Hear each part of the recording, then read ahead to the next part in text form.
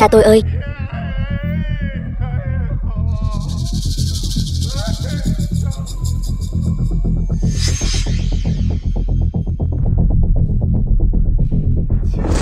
Thanh Thiên đại lão gia ơi! Ngài phải làm chủ cho chúng tôi. Tập đoàn Đường Thị bọn họ ép mua ép bán. Bọn họ thuê một đám du côn đánh cha tôi mất mạng. Ngươi đừng ngậm máu phun người. Tập đoàn Đường Thị, chúng ta tuyệt đối không thể làm ra loại chuyện này. Ngài xem, cô ta còn muốn trả thù tôi. Ngươi cứ nói toạc ra. Có ta ở đây, bọn họ không dám làm gì ngươi đâu. Bọn họ thừa dịp nửa đêm cưỡng chế phá rỡ nhà tôi, vợ tôi, còn đứa con gái vừa tròn tháng của tôi đều mất thảm trong đó. Đường Vũ San, ngươi thật to gan. Đường ra các ngươi là công ty hay là xã hội đen? Được đấy. Thời cơ vừa đúng lúc. Muộn thêm chút nữa thì cả hai chúng ta đều bỏ mạng ở đây rồi. Tổng đốc đại nhân, Đường ra chúng tôi kinh doanh nhiều năm, tuyệt đối không thể làm ra loại chuyện đê tiện như vậy. Nhất định là có kẻ vu khống hãm hại, gài bẫy Đường ra chúng tôi. Ý ngươi là ta đang lừa ngươi sao? Cha ta hiện đang nằm trong quan tài kìa. Hay là ta mở ra cho ngươi xem? Mở? Đương nhiên là phải mở rồi. Ngươi không mở, ta sẽ giúp ngươi mở. Không được động vào quan tài của cha ta. Không đúng. Chính là hắn. Chính là hắn đã đánh cha ta mất mạng. Được lắm, vậy ta sẽ tự mình mở cái quan tài này. Hỏi cha ngươi xem có phải ta ra tay hay không. Dừng tay. Ai cho phép ngươi vô lễ như vậy? Đồ ngu xuẩn. Bên trong căn bản chẳng có ai cả. Tổng đốc đại nhân, Đường ra tội ác tày trời, tội không thể tha thứ. Ở đây còn chưa đến lượt ngươi ngậm máu phun người. Chuyện ngươi ve vãn, chúng ta vẫn chưa tính sổ xong đâu. Ta và Tần thiếu gia cùng lắm chỉ là tư đức có khuyết điểm. Chúng ta chưa từng làm hại bất kỳ bá tánh nào. Còn ngươi Đường Vũ San, phá nhà người ta, cướp của hại người, tội ác chồng chất. Đúng vậy tổng đốc đại nhân. Ngài cai quản Vân Thành bao nhiêu năm nay, ai ai cũng ca tụng đường không nhặt của rơi, đêm không cần đóng cửa. Thế mà giờ đây Vân Thành này lại xuất hiện một kẻ ức hiếp dân lành, coi thường pháp luật. Điều này khiến bách tính Vân Thành nhìn chúng ta thế nào? Nhìn ngài tổng đốc đại nhân ra sao? Đúng, tổng đốc đại nhân nhất định phải nghiêm trị Đường ra, cho bá tánh một lời giải thích. Đường ra không trừ, Vân Thành khó giữ. Tần gia chúng tôi khẩn cầu tổng đốc đại nhân ra tay tiêu diệt Đường ra, lấy đó làm gương. Ta Lý Phi Hổ Lý gia khẩn cầu tổng đốc đại nhân ra tay tiêu diệt Đường ra, lấy đó làm gương. Triệu Hào Cường, Triệu gia Nam Hồ, ta Tôn Thiên Nhạc, Tôn gia Bắc Thành, ta Đồng Hạo Nam, Đồng gia Tây Thành thỉnh cầu tổng đốc đại nhân ra tay tiêu diệt Đường ra, lấy đó làm gương. Ngươi thật là bịa đặt trắng trợn, đạo đức giả. Nếu không phải ta sớm có chuẩn bị, e rằng đều sẽ bị các ngươi gài bẫy rồi. Vào đi.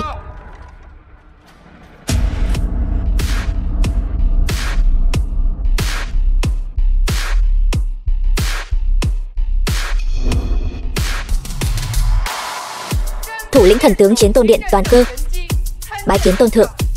Bái kiến tôn thượng. Diệp Hiền, ngươi làm cách nào thuyết phục Đường Vũ San mời một diễn viên đến phối hợp các người diễn trò? Đường tổng dùng thủ đoạn hèn hạ như vậy thật là mất mặt. Chiến Tôn đại nhân, đó là người đứng dưới một người trên vạn vạn người. Ngay cả quốc chủ đại nhân cũng phải nể mặt 3 phần. Các ngươi chỉ là thứ dân đen, tìm một đám quần chúng muốn mạo danh Chiến Tôn đại nhân. Người thật là si tâm vọng tưởng, côn trùng thấp kém. Sao biết chân long? Nếu người thật sự là Chiến Tôn đại nhân của Chiến Thần Điện, sao lại cam chịu ở một Đường gia nhỏ bé làm vệ sĩ cho?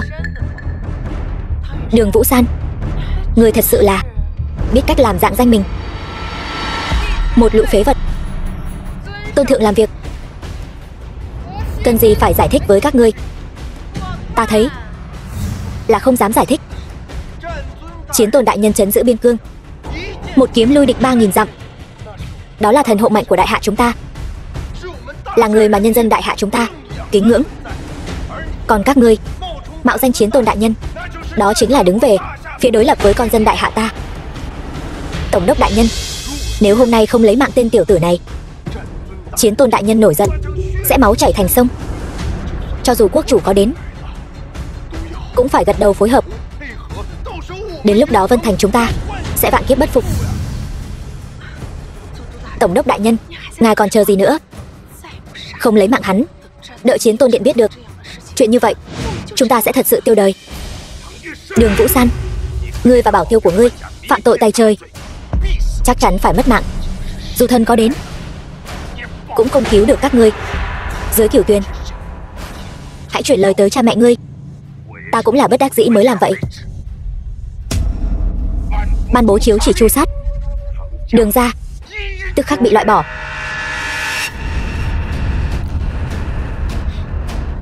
Vân Thành tổng đốc hay lắm, không phân biệt trắng đen, không hiểu chuyện. Thần thật sự đang ở đây, vậy mà có mắt như mù. Còn ban bố chiếu chỉ tru sát, cái nên tru sát là các ngươi. Toàn cơ đâu? Thuộc hạ có mặt, đầu sắp rơi rồi, vẫn còn cứng miệng, lấy mạng hắn cho ta.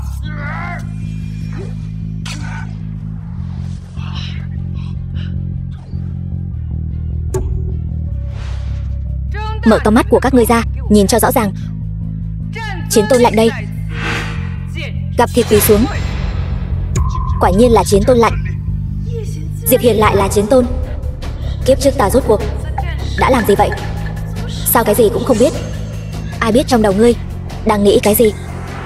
Không thể nào, tuyệt đối không thể nào. Ta đã điều tra tên tiểu tử này, hắn chỉ là tên nhà quê làm ruộng. Sao có thể có Chiến Tôn lạnh? Chiến Tôn lạnh của hắn nhất định là giả mạo. Lười nói nhảm với ngươi. Hôm nay ta sẽ tự tay mở cỗ quan tài này, xem bên trong quan tài này rốt cuộc có oan khuất gì không. Diệp Hiền, nếu không có, hôm nay nhà họ Tần các ngươi chắc chắn diệt tập. Ngươi dám? Đừng tưởng ngươi cầm một miếng Chiến Tôn lạnh giả là có thể muốn làm gì thì làm. Ngươi đã khuất là hết. Mở quan nhiệm thi, đó là tội bất kính với cả thiên hạ.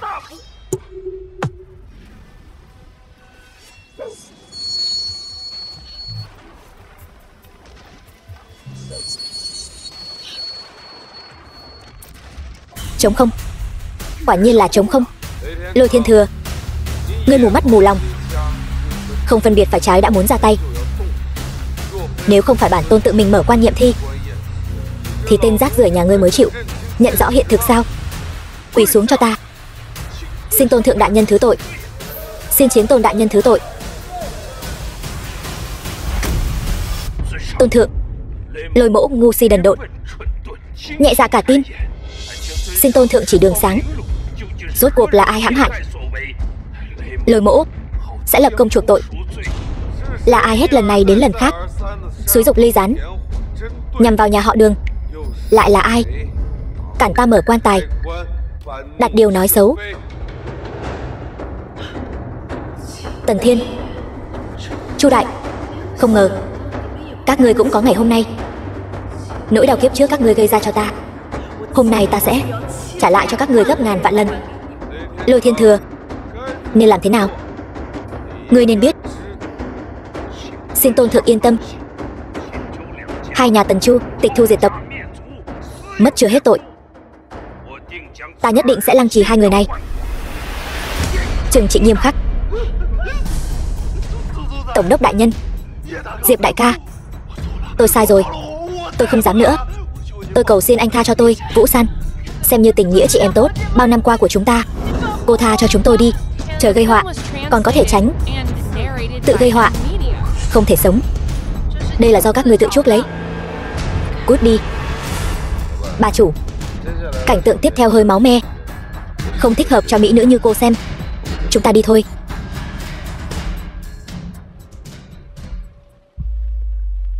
Người đâu? Lăng trì hai tên này, treo xác ở cổng thành để răn đe. Tổng đốc đại nhân, tôi cầu xin ngài, tôi sai rồi. Tổng đốc đại nhân, ngài không thể lấy mạng tôi. Anh họ tôi, anh ấy cũng là người của Chiến Tôn Điện. Ngài hãy nể mặt anh họ tôi một chút, anh ấy nhất định sẽ cảm ơn ngài. Tôi cầu xin ngài. Anh họ cô là ai? Tôi không biết, nhưng trong Chiến Tôn Điện có ai lớn hơn Tôn Thượng? Tại sao ta phải nể mặt hắn? Ra tay. Tổng đốc đại nhân, xin ngài tha cho chúng tôi, tất cả dừng tay cho ta. Thất thập nhị đường chủ của Chiến Tôn Điện, Chu Thiên Tứ đang ở đây. Kẻ nào dám động đến muội muội ta? Chu Thiên Tứ, đường chủ Chiến Tôn Điện. Biểu ca, biểu ca cứu tôi với. Biểu ca, xin hãy cứu tôi. Ngươi là ai? Là ta đây, hắn là Tần gia đại thiếu, cũng là nam nhân của ta. Hiểu lầm rồi. Lôi Thiên Thừa, ngươi thật to gan. Ta Chu Thiên Tứ vừa mới được thăng lên chức thất thập nhị đường chủ, ngay cả nghi thức thụ phong còn chưa kịp làm đã nhận được tin, nói rằng ở cái Vân Thành nhỏ bé này có kẻ muốn lấy mạng muội muội ta. Đừng nói là muội muội ngươi, cho dù ngươi là đường chủ, ta cũng chẳng coi vào đâu.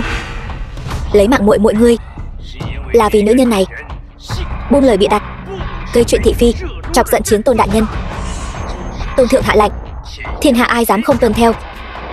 Chẳng lẽ ngươi nghĩ một đường chủ nhỏ bé như ngươi dám kháng lệnh Tôn thượng? Ta nói ngươi vị tổng đốc này, hôm nay coi như đến hồi kết rồi. Chỉ vài ba câu nói đã bị hắn lừa cho xoay mòng mòng, thật là đồ rác rưởi. Ngươi có ý gì? Nay biên cương chiến sự liên miên, địch ngoại bang nhiều lần thăm dò ranh giới của ta, để tránh binh đao tái khởi. Ba đại chiến tướng của Chiến Tôn Điện đã đến biên cương bảo vệ bờ cõi.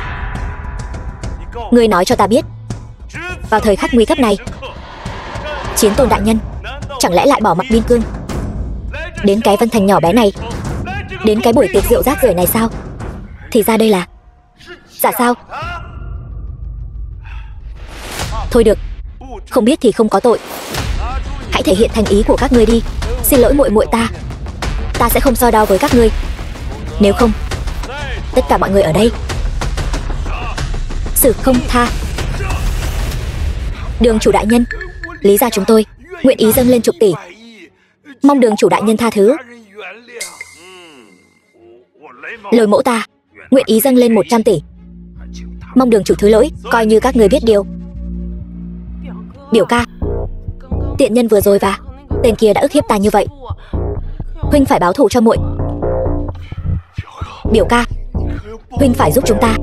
Yên tâm đi, đã đến đây rồi, nhất định phải cho tên giả mạo Chiến Tôn kia tàn sát vạn đoạn, không thể dung thứ. Toàn Cơ, lần này làm tốt lắm.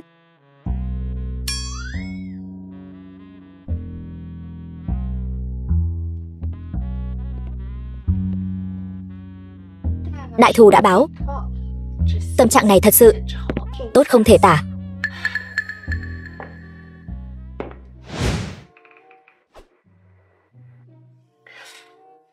Thân hình này của tôi, khuôn mặt này thật sự tốt không thể tả. Diệp Hiên nhất định sẽ bị mê hoặc. Đường Vũ San, sao ngươi ngu ngốc như vậy? Diệp Hiên lợi hại như vậy, kiếp trước ngươi lại chỉ tin lời ma quỷ của Tần Thiên. Lần này tuyệt đối không thể bỏ qua Diệp Hiên, phải nắm chặt hắn trong lòng bàn tay, đừng để hắn chạy thoát.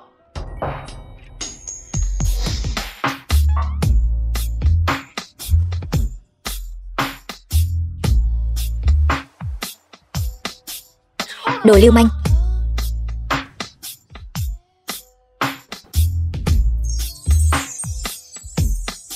ngươi làm gì vậy? Thả ta ra.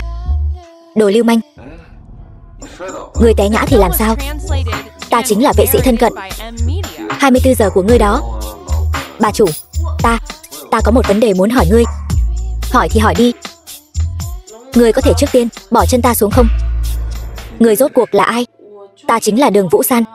Còn có thể là ai? Ngươi đương nhiên là Đường Vũ San. Nhưng ngươi là Đường Vũ San nào? Hắn làm sao lại đột nhiên hỏi vấn đề này? Chẳng lẽ chuyện ta trọng sinh đã bị phát hiện? Trước khi ông nội ngươi để ta đến, đã đặc biệt dặn dò ta, nói cháu gái ông ta ngang bướng tùy hứng, tính tình tiểu thư, nếu không có ai bảo vệ nàng, sớm muộn gì cũng sẽ bị người trong xã hội này ăn sạch sẽ. Nhưng những gì ngươi làm và những gì ông nội ngươi nói hoàn toàn không liên quan. Đừng hỏi nữa. Ta trọng sinh rồi, chuyện này nói ra ai tin? Chẳng phải bị coi là thần kinh sao? Sao vậy Đường tiểu thư? Nói đi, Diệp Hiền. Ta thích ngươi. Làm bạn trai ta đi.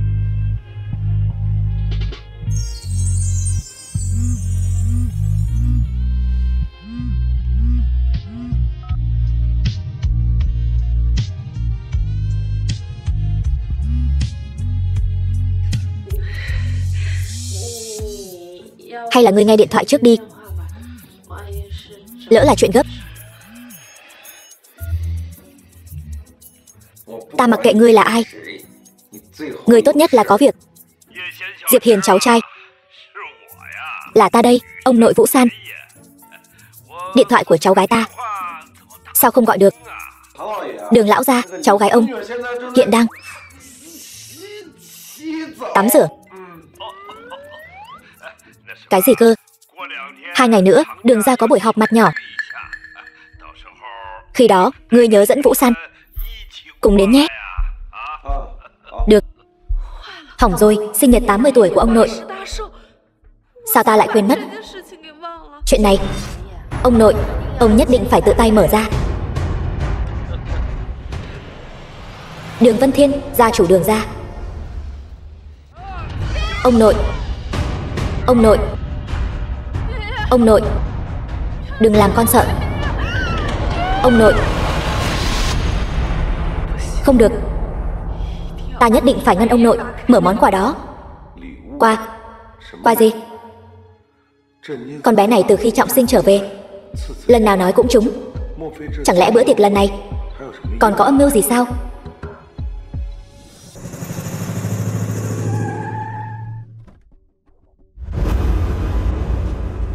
Tôn thượng, món quà lần này chuẩn bị hơi vội vàng, nhưng theo lời ngài dặn, ta đã đặc biệt sắp xếp món bảo vật Hoàng gia Phủ Tang, Thiên Đồng Dạ Minh Châu làm quà mừng thọ.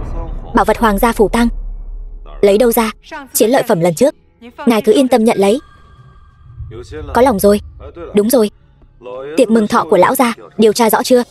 Bẩm tôn thượng, tin tức hiện tra được là cả trên dưới nhà Đường đều không phục Đường tiểu thư chỉ là phận nữ nhi mà có thể làm người thừa kế, cho nên lần mừng thọ này có khả năng rất lớn sẽ nhắm vào Đường tiểu thư. Đến thời đại nào rồi mà còn phân biệt nam nữ? Cái trò này thôi bỏ đi. Binh đến tướng chặn, nước đến đất ngăn.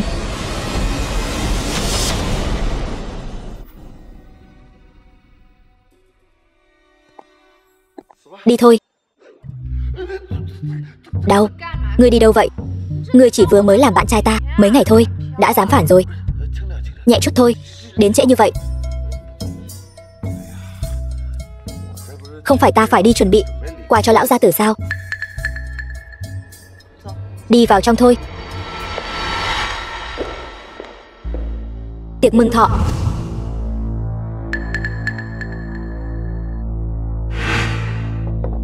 Biểu muội. Đường Minh, nhị phòng Đường gia. Vị này là bạn trai của ta, Diệp Hiền. Thì ra người đã hủy hôn với Tần thiếu rồi làm loạn trong đó. Đường Hạo, tam phòng Đường gia. Chỉ vì cái tên ăn bám vô dụng này sao? Đường Hạo, ngươi có ý gì? Có ý gì là sao? Ngươi có biết không, việc ngươi phá hủy hôn ước đã mang lại cho Đường gia rất nhiều tổn hại. Ta khuyên ngươi nên thu lại cái tính tiểu thư của mình đi, đến trước cửa Tần gia mà xin lỗi. Em gái, chúng ta đều là nữ nhi, ta sẽ không khách khí mà nói. Đường Thu, tứ phòng Đường gia. Một bảo bối như Tần đại thiếu gia ngươi không chọn, vậy mà lại nhất quyết chọn một gã la lịch bất minh như này. Ngươi đúng là thích hạ thấp thân phận mình để mà ở bên cạnh loại rác rưởi vô dụng này. Diệp Hiền, tát miệng. Được thôi. Các ngươi từng đứa một ở nhà Đường ăn không ngồi rồi thì có tư cách gì chất vấn sự lựa chọn người thừa kế của ta? Còn dám ở đây nói bậy. Kể từ hôm nay tống cổ khỏi nhà Đường. Đường Vũ San, ngươi còn chưa trở thành gia chủ mà đã dám ngông cuồng như vậy. Không coi trưởng bối ra gì, vô pháp vô thiên. Không coi trưởng bối ra gì, vô pháp vô thiên. Diệp Hiền chính là điện chủ Chiến Tôn Điện. Các ngươi không quỳ xuống hành lễ thì thôi đi, còn ở đây ăn nói sắc sược, bị vài cái tát còn coi là nhẹ.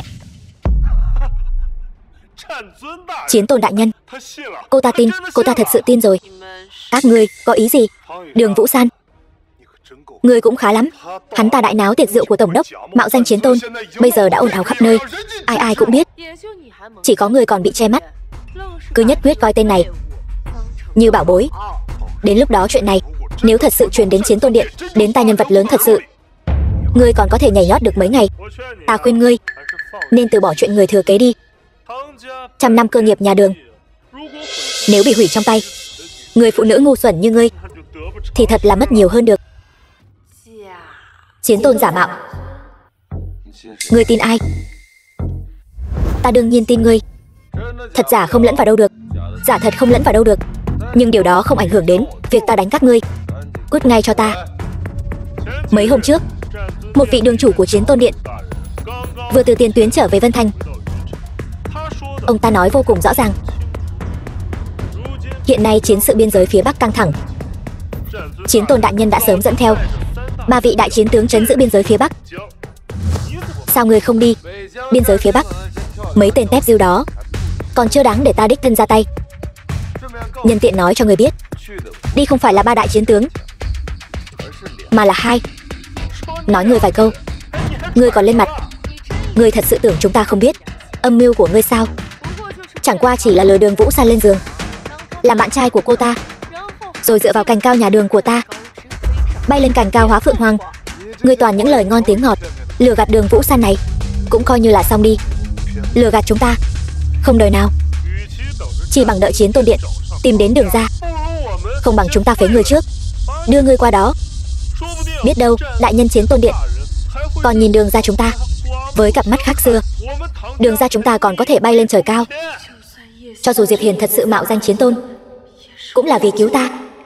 Ta nghĩ ta dù có liều mạng này cũng phải bảo vệ hắn. Gia chủ lạnh tại đây, ta xem ai dám động thủ. Lão gia tử lại đem gia chủ lạnh giao cho ngươi. Ta vốn là người thừa kế gia chủ, gia chủ lạnh ở trong tay ta. Có vấn đề gì sao? Nghi thức kế thừa còn chưa cử hành, cho dù ngươi có gia chủ lạnh cũng không tính là gia chủ. Tuy nói vậy, nhưng ta hy vọng các ngươi có thể hiểu, sản nghiệp của tập đoàn Đường gia hiện nay đều là ta Đường Vũ San một mình xử lý mọi việc trên dưới. Còn các ngươi bất quá chỉ chiếm một chút cổ phần nhỏ nhoi. Hiện nay gia chủ lạnh ở trong tay ta, ta muốn thu hồi đặc quyền của các ngươi thật dễ dàng. Nếu còn muốn sống cuộc sống an nhàn sung sướng thì hãy động cái đầu heo của các ngươi, suy nghĩ xem nên nói thế nào. Huống hồ ta và Diệp Hiền ở bên nhau không phải vì thân phận gì của hắn. Nếu thật sự xảy ra chuyện gì, tai họa ngập đầu, ta cũng sẽ cùng hắn cùng nhau đối mặt với khó khăn, cùng nhau xuống mồ. Đường Vũ San, người vảnh tai lên, nghe cho rõ. Đường gia ta truyền thừa 100 năm, dựa vào chính là mọi người bình đẳng. Đường gia này còn chưa phải do một mình ngươi quyết định. Đừng có lúc nào cũng đường gia này nọ, các ngươi không đại diện được. Nếu Đường gia đến lúc đó thật sự xảy ra chuyện gì, các ngươi e rằng từng người chạy nhanh hơn ai hết. Ngươi hiện tại còn chưa kế thừa vị trí gia chủ, đã độc đoán chuyên quyền như vậy. Nếu có một ngày ngươi thật sự kế thừa, vậy Đường gia này còn có chỗ dung thân cho chúng ta sao? Rõ ràng là vì lợi ích của mình, còn nói được đàng hoàng như vậy. Mặt các ngươi cũng dày thật. Ta đề nghị phế bỏ thân phận người thừa kế của Đường Vũ San, chuyển giao cổ phần của nàng cho chúng ta. Sau đó đuổi 2 tên này ra khỏi Đường gia. Ai tán thành, ai phản đối? Ta đồng ý. Ta cũng đồng ý. Đồng ý, đồng ý.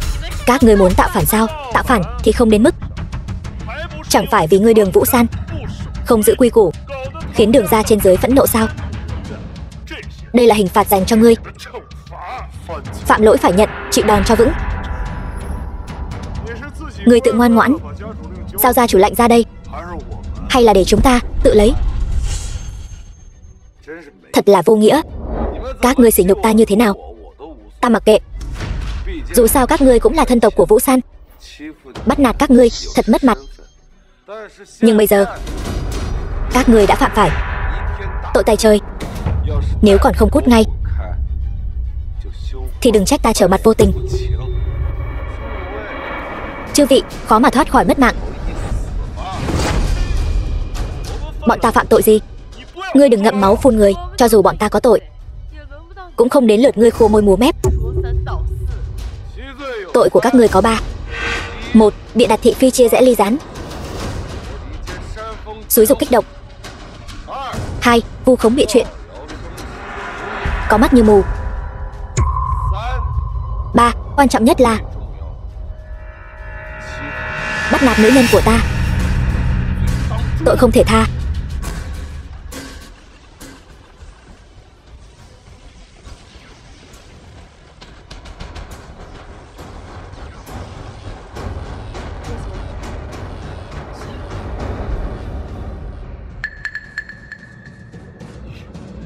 Ngươi muốn gây sự ở Đường gia ta sao? Đường Vũ San, hôm nay là thọ yến của ông nội, lại dẫn một tên đàn ông đến gây rối. Ngươi có ý đồ gì? Các ngươi đừng ngậm máu phun người. Là các ngươi khiêu khích Diệp Hiền trước. Nếu không phải ta ngăn cản hắn, các ngươi đã sớm thành thi thể rồi. Người đâu? Lên cho ta. Bắt tên này lại cho ta. Sao? Còn muốn thử lại sao? Đừng ngông cuồng. Hôm nay ai phế được hắn, đánh gãy chân hắn, ném ra ngoài, ta thưởng 1 triệu. Dừng tay, các ngươi đang làm gì vậy? Ông nội, ông cuối cùng cũng đến rồi. Nếu ông không đến, cháu gái bảo bối của ông sẽ phá nát Đường gia mất. Ông nội, Đường Vũ San không chỉ sẽ bỏ hôn ước với Tần gia, còn dẫn tên rác rưởi này đến đây gây rối. Đúng vậy, tên tiểu tử này còn dám mạo danh Chiến Tôn đại nhân. Nếu cấp trên trách tội xuống, Đường gia chúng ta không gánh nổi đâu.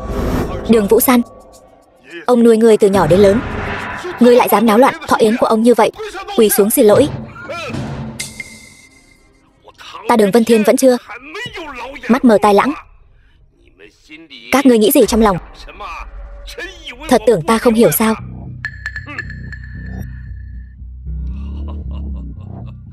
Diệp Hiền, đã lâu không gặp, chăm sóc cháu gái ta thật làm khó cháu rồi. Lão gia tử không cần khách sáo, dù sao chúng ta cũng coi như người một nhà. Người một nhà. Cháu và Vũ San. Ông nội, cháu và Diệp Hiền ở bên nhau rồi. Tốt. Ông nội, Đường Vũ San lại cùng tên này ở bên nhau, sao ông lại vui mừng như vậy? Hay là ngày mai cháu đưa ông đến bệnh viện xem ông có phải đã lú lẫn rồi không? Đồ hỗn láo. Đại ca, chính ta đã sắp xếp cho Diệp Hiền đi chăm sóc Vũ San. Ý định của ta là để hai người họ đến với nhau, thuận lý thành chương, kết hôn thành gia thất. Ngươi có hiểu không hả? Còn chuyện giả mạo Chiến Tôn, không cần các ngươi phải bận tâm, ta tự có sắp xếp. Lão gia, việc này ông làm có chút vô nhân đạo đấy. Khương Thái công câu cá, nguyện giả thượng câu. Tiểu Hữu, ta nào có ép buộc ngươi đâu, đều là do ngươi tự nguyện mà. Không được, ta phản đối. Ông nội, ta không thể trơ mắt nhìn Đường gia nhảy vào hố lửa được. Đường Minh, lão già ta còn chưa mất đâu. Khi nào đến lượt ngươi đến đây chất vấn quyết định của ta? Đường Minh, hay là vị trí gia chủ này ngươi ngồi đi. Không dám. Mấy đứa bay lại đây.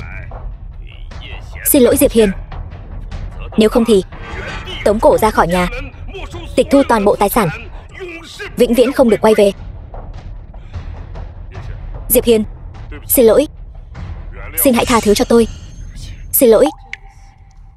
Thôi được rồi, ta sẽ không so đo với lũ nhãi danh các ngươi nữa. Nhưng mà nhớ kỹ, ta sẽ luôn giám sát các ngươi. Đi thôi lão gia tử, cùng ăn mừng sinh nhật. Được, đi thôi. Diệp Hiền, chuyện này coi như bỏ qua nhé. Ngươi không thể hận thù Đường gia chúng ta đâu. San San nhà chúng ta sau này phải nhờ cậy ngươi nhiều đấy. Đi thôi.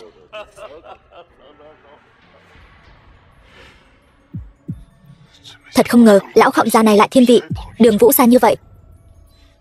Hắn vô tình thì đừng trách chúng ta vô nghĩa. Dù sao hiện tại cả Đường gia đều không hài lòng với việc Đường Vũ San làm gia chủ. Chi bằng chúng ta nhất quyết không làm và không thoái lui. Biểu ca, ngươi yên tâm, ta đã tẩm độc vào quà rồi. Chỉ đợi lão khọm già kia mở ra, bọn chúng chắc chắn phải mất mạng. Tốt, hôm nay chúng ta sẽ đoạt quyền tạo phản, cho thiên hạ biết đường ra này không phải của riêng một mình hắn. Xem nào, ta muốn tự tay tiến lão ra lên đường. Đại ca, huynh đi theo ta.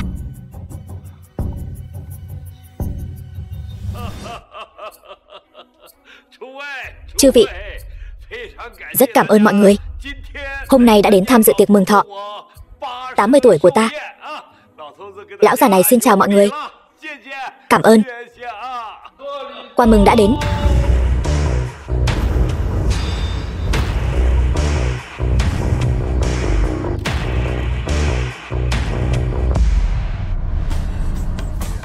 Ông nội, vừa rồi là chúng con nóng vội.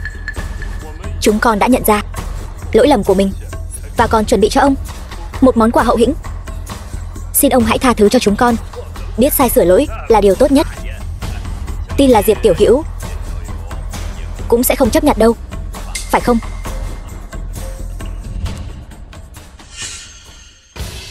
Đường Minh kính biếu một bức tượng phúc tinh bằng vàng ròng, một căn biệt thự 3 tầng thượng thủy, một chiếc Bentley. Chúc ông nội trường thọ trăm tuổi, phúc như Đông Hải. Tốt. Đường Hạo kính biếu một bức tượng thọ tinh bằng vàng ròng, một hộp linh chi ngàn năm, một bình ngọc trai Đông Hải. Chúc ông nội bách độc bất xâm, khỏe mạnh trường thọ. Tốt lắm. Đường Thu kính biếu một bức tượng lộc tinh bằng vàng ròng, một chiếc nhẫn đế vương lục tượng phẩm, một bình sứ mèn lam thời nguyên. Chúc ông nội luôn vui vẻ, hạnh phúc viên mãn. Tốt. Đều đứng dậy hết đi. Những món quà này cũng không có gì lạ. Chẳng lẽ Vũ San nghĩ nhiều rồi? Diệp Hiền, quà của chúng tôi đã tặng xong rồi. Con của anh thì sao? Lấy ra cho chúng tôi mở mang tầm mắt đi. Lẽ nào không chuẩn bị gì sao? Vũ San từ nhỏ đã lớn lên bên cạnh ông nội, thân thiết như người nhà. Dù cô ấy không mang quà đến cũng là điều dễ hiểu. Nhưng cậu là con rể đến từ nơi khác, lần đầu tham gia tiệc thọ của Đường gia chúng tôi, nếu không mang được chút gì đó ra thì đừng trách chúng tôi trở mặt vô tình đấy. Món quà tôi chuẩn bị là bảo vật thế gian, so với mấy thứ tầm thường của các người tốt hơn gấp ngàn vạn lần. Chẳng qua chỉ là một viên nhựa dầm mà cũng đáng để cậu thổi phồng như vậy sao? Đúng vậy, cậu cũng chỉ là một kẻ thấp hèn chưa từng thấy gì trên đời mà thôi. Đường Minh, tin hay không tôi sẽ khâu cái miệng của anh lại đấy. Vũ San, hắn ta Diệp Hiền không chuẩn bị được quà hậu hĩnh thì thôi đi, cùng lắm thì thừa nhận mình không có tiền thôi. Vậy mà hắn ta lại lấy ra một viên nhựa dầm như vậy, còn nói nó là bảo vật nhân gian. Thật là quá đáng rồi. Đường ra chúng tôi không chào đón kẻ khoác lác, thật là chưa thấy gì trên đời. Nghe cho kỹ đây, nó gọi là Thiên Đồng Dạ Minh Châu. Đây chính là viên châu duy nhất trên đời nằm trên vương miện của quốc chủ Phủ Tang. Thiên Đồng Dạ Minh Châu. Đúng vậy. Này cậu. Ông nội, ông cũng biết cháu làm kinh doanh trang sức mà, để cháu xem giúp ông.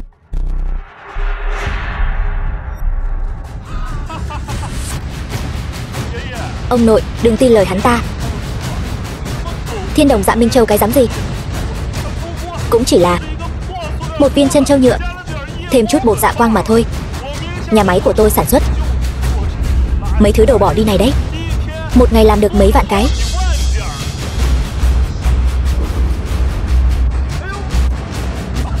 Cậu, thật ngại quá, vỡ rồi. Đường Minh, Vũ San, đừng giận, tôi đền cho cậu ta là được. Cậu không đền nổi đâu. Một viên chân châu tôi lại không đền nổi sao? 100 đồng đủ không? Tôi nói rồi, cậu không đền nổi đâu. Cái cậu làm vỡ không chỉ là một viên Dạ Minh Châu, mà là thể diện của Đại Hạ Chiến Tôn Điện. Cậu giả vờ đến nghiện rồi đấy. Thân phận của cậu sớm đã ai ai cũng biết rồi, còn dám nhắc đến chiến tôn điện nữa sao? Thằng nhóc, ông nội đã sớm nhìn thấu bộ mặt thật của cậu rồi. Hôm nay cậu dám đánh tôi đời chắc rồi. Diệp Hiền cháu trai, cậu bớt giận đi. Đồ vô dụng này, rác rưởi cặn bã. Hôm nay lão già ta sẽ đích thân ra tay trừng trị thằng nhóc này. Ông nội, ông làm gì vậy? Biểu ca cũng là vì ông mà. Ông nội đừng giận. Ông nội, rõ ràng là hắn ta coi thường tiệc thọ của ông, còn đánh con. Sao ông lại đá con? Ông nội vẫn chưa lú lẫn. Cậu hết lần này đến lần khác gây chuyện, còn chọc tức Diệp Hiền. Cậu tin hay không, ông nội sẽ phế cậu. Ông nội, hôm nay là đại thọ 80 tuổi của ông, ngày quan trọng như vậy. Hôm nay hắn dám lấy một viên chân châu dởm lừa ông. Vào ngày mai hắn dám đi lừa Đường Vũ San, rồi đem cả Đường ra cho hắn đấy. Vậy tôi cũng bằng lòng. Bất kể viên Dạ Minh Châu này là thật hay giả, Diệp Hiền dù có tặng tôi một cọng cỏ đuôi chó, tôi cũng thích. Qua nhẹ lòng thành, tôi thích chính là con người của Diệp Hiền. Ta công nhận Diệp Hiền là cháu rể. Hôm nay ai còn dám nói này nói nọ thì khỏi cần làm tiệc thọ 80 của ta nữa. Chúng ta sẽ tại chỗ thi hành gia pháp. Cậu lại đây, xin lỗi Diệp Hiền đi. Diệp Hiền, xin lỗi. Viên Dạ Minh Châu của cậu bao nhiêu tiền? Tôi đền. Tôi nói rồi, cậu không đền nổi đâu. Tôi Đường Minh dù sao cũng có tài sản hàng tỷ. Một viên Dạ Minh Châu dởm của cậu tôi lại không đền nổi sao? Nói con số đi. Thái độ nghiêm chỉnh cho tôi. Cúi đầu xin lỗi.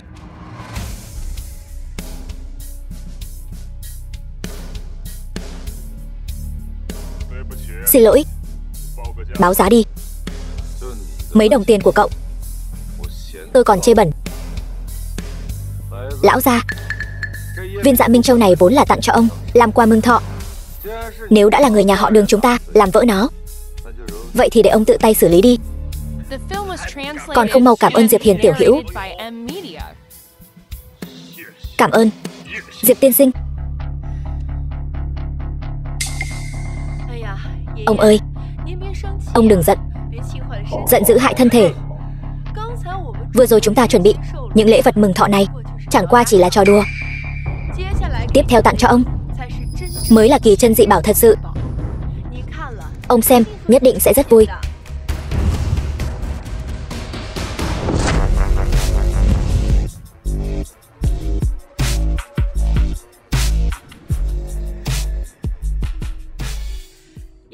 Ông ơi, xem đi.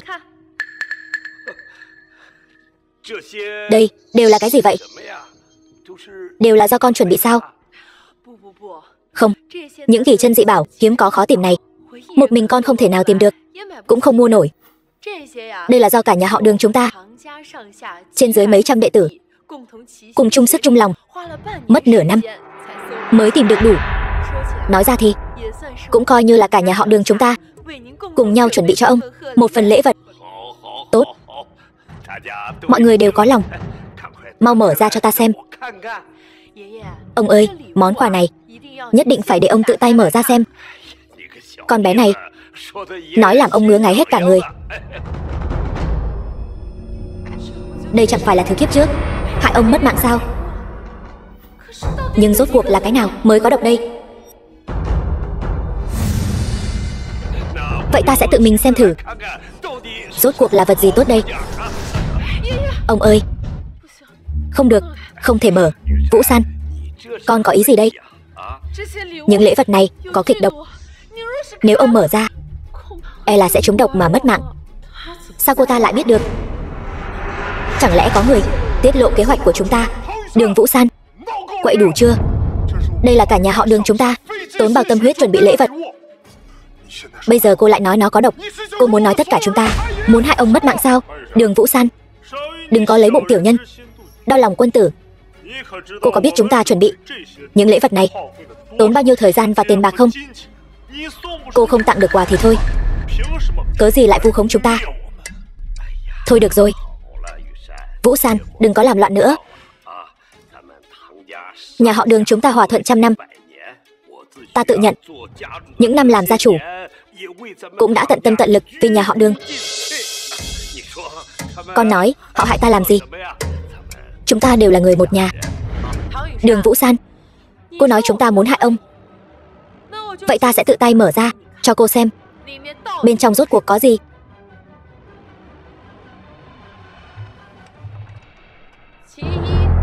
Thứ nhất, bảo vật trấn quốc Hòa Thị Bích. Từ sau khi Tần diệt vong, Hòa Thị Bích liền bạt vô âm tín. Không ngờ lúc còn sống ta còn được tận mắt chứng kiến. Được lắm. Ông nội, chỉ cần là thứ ngài muốn, dù có phải đào sâu 3 thước đất, chúng ta cũng sẽ tìm cho ngài. Không giống như kẻ nào đó chỉ được cái mồm mép. Thứ hai, Đại Long đệ nhất đại hạ, Hồng Sơn Ngọc Long.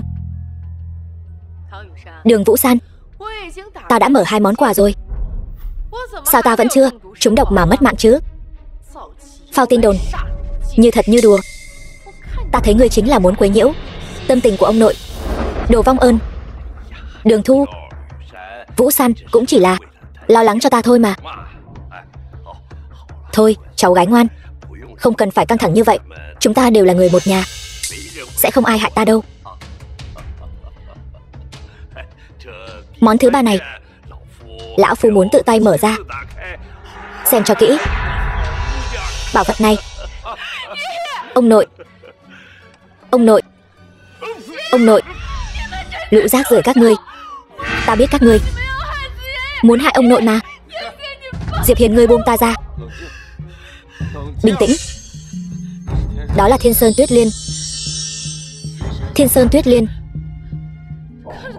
Nhưng mà luồng khí trắng vừa rồi, bọn họ, Thiên Sơn Tuyết Liên được hái từ vùng cực Bắc, nơi đất đai lạnh lẽo. Đột nhiên mở hộp ra, chênh lệch nhiệt độ trong ngoài lớn, nên mới có xương trắng. Thì ra là vậy. Đường Vũ San, ông nội đã tự tay mở hộp ra rồi, không có chuyện gì xảy ra cả. Ngươi có phải nên vì hành động bốc đồng vừa rồi mà xin lỗi chúng ta không? Đường Thu, đều là người một nhà, không cần thiết phải vậy đâu. Ông nội ngài cũng quá thiên vị rồi. Đúng vậy, lão già, ngươi quá thiên vị rồi. Đường Vũ San chỉ là một nữ nhân, sớm muộn gì cũng phải lấy chồng, làm sao có thể kế thừa vị trí gia chủ. Ngươi sẽ phải trả giá cho quyết định của mình. Đường Thu, cái món quà cuối cùng này là gì vậy? Có thể nói cho ông nội biết không? Ông nội, bọn ta đặc biệt chuẩn bị như vậy chính là để ngài tận hưởng niềm vui bất ngờ khi tự tay mở quà. Ngài nhất định phải tự tay mở ra. Thật không hiểu suy nghĩ của đám trẻ các ngươi. Được, ta sẽ mở. Mở đi. Mở đi lão già. Ta muốn người mất mạng. Để ta mở. Bà chủ, ta là vệ sĩ riêng của cô. Nếu cô thật sự xảy ra chuyện gì, ta biết ăn nói làm sao. Không được, đây là chuyện của Đường gia ta. Ta không thể để ngươi mạo hiểm được. Diệp Hiền, kiếp trước ta đã trăm bề gây khó dễ cho ngươi, nhưng ngươi vẫn một lòng với ta. Ta đã rất có lỗi với ngươi rồi. Kiếp này sao có thể trơ mắt nhìn ngươi mất mạng thay ta được? Nếu hôm nay nhất định phải có một người mất mạng, ta thà rằng đó là ta. Được rồi, không sao đâu, ta sẽ luôn ở bên cạnh ngươi. Ta, sao ta không cử động được nữa rồi? Kỳ quái thật, tự mình nói một trang dài lại còn khóc lên nữa. Cho dù ngươi muốn làm cũng không có tư cách. Diệp Tiểu Hữu, ngươi cũng thấy rồi đấy, mấy cái dương phía trước này đều chẳng có gì cả. Nghe thấy chưa? Đừng quậy phá ở đây nữa. Bao nhiêu người nhà Đường chúng ta tỉ mỉ chuẩn bị một bất ngờ bấy lâu nay, lại bị ngươi và Đường Vũ San hết lần này đến lần khác phá rối. Phải là hôm nay chọc ông nội không vui mới được hả? Chỉ là ghen tị với tấm lòng của chúng ta thôi. Lão gia tử, người tuổi đã cao, không phân biệt được đúng sai phải trái nữa rồi. Ông nội, ông xem, đều là do ông chiều hư nó. Bây giờ thằng nhóc này được đà lấn tới rồi. Tiếp theo Nhìn cho kỹ, ngươi sẽ biết thế nào gọi là lòng dạ khó lường. Không ngờ lại là thực hồn châu. Diệp Hiên, nhóc con, sống cho tốt không được sao? Ta thật sự không hiểu, tại sao ngươi và Đường Vũ San cứ phải tìm đường xuống địa ngục vậy? Diệp Hiên, sao ngươi ngốc vậy? Bọn chúng nhắm vào ta và ông nội. Nếu phải mất mạng thì phải là ta mới đúng. Đường tổng, tinh thần lực của ngươi thật mạnh mẽ, đến cả phong ấn của ta cũng có thể phá vỡ. Đồ ngốc, ngươi đúng là đồ ngốc. Để ta mất mạng là được rồi. Ngươi giỏi cái gì mà năng nổ? Diệp Hiên, kiếp này ta không muốn mất ngươi nữa. Yên tâm đi, ta đã nói nhất định sẽ không rời xa ngươi. Ngươi gạt ta. Đi, ta đưa ngươi đi tìm thầy thuốc. Ta sẽ tìm thầy thuốc giỏi nhất chữa trị cho ngươi. Ta không muốn ngươi mất mạng, ta tạm thời sẽ không mất mạng. Đường lão gia tử, thiện ác trung gian, thị phi hữu báo. Lần này ông đã thấy rõ rồi chứ? Mấy tên các ngươi lại dám muốn hại ta mất mạng thật sao? Mấy người này vì mưu đồ chuyện này quả thật là dụng tâm vất vả. Cửu chuyển thực hồn châu này dùng 72 loại độc vật, 36 loại độc thảo luyện chế 7749 ngày, lại còn hiến tế cho mạng người. Thủ đoạn âm hiểm độc ác, trái với thiên đạo. Thằng nhóc nhà ngươi biết được cũng nhiều đấy. Thật đáng tiếc, một loại độc quý giá như vậy mà lại không thể khiến Đường Vân Thiên mất mạng. Đồ vô dụng này, lãng phí trên người ngươi. Ai bảo ngươi cứ phải ra oai trước mặt Đường Vũ San, đáng đời mất cái mạng này. Cửu chuyển thực hồn châu này là cấm thuật của Chiến Tôn Điện. Các ngươi làm thế nào mà có được? Ngươi thay vì quan tâm chúng ta làm sao có được thực hồn châu thì nên lo lắng cho bản thân mình đi.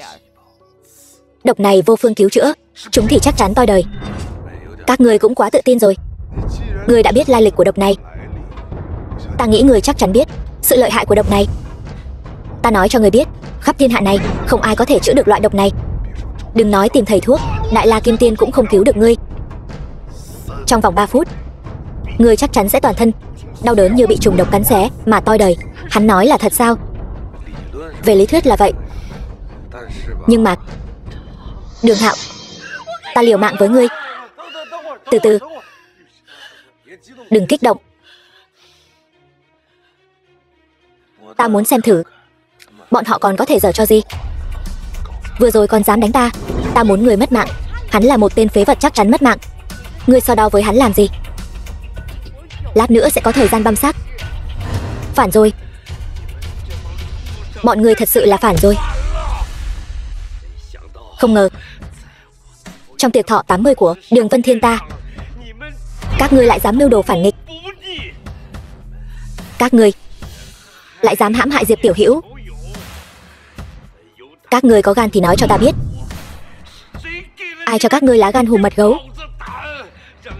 để các ngươi làm như vậy? Ngươi bớt ngụy biện ở đây. Nếu không phải ngươi, cứ nhất quyết giao vị trí gia chủ cho Đường Vũ San. Người đàn bà này, còn bọn ta có cân nhắc đến bọn ta hay không? Năng lực của Vũ San ai cũng thấy rõ. Dưới sự lãnh đạo của nó, Đường gia chúng ta thăng tiến vùn vụt như mặt trời ban trưa, giờ đã nhảy vọt lên đỉnh cao. Gia tộc hào môn Vân Thành, vị trí gia chủ giao cho Vũ San là lẽ đương nhiên.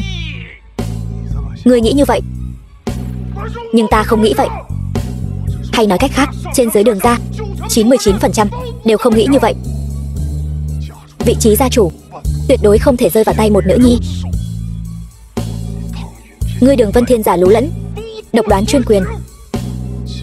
Hôm nay ta sẽ khởi nghĩa giành lại vị trí gia chủ. Thấy chưa, trận này không có chủ mưu. Hay nói cách khác, mỗi người đều là chủ mưu.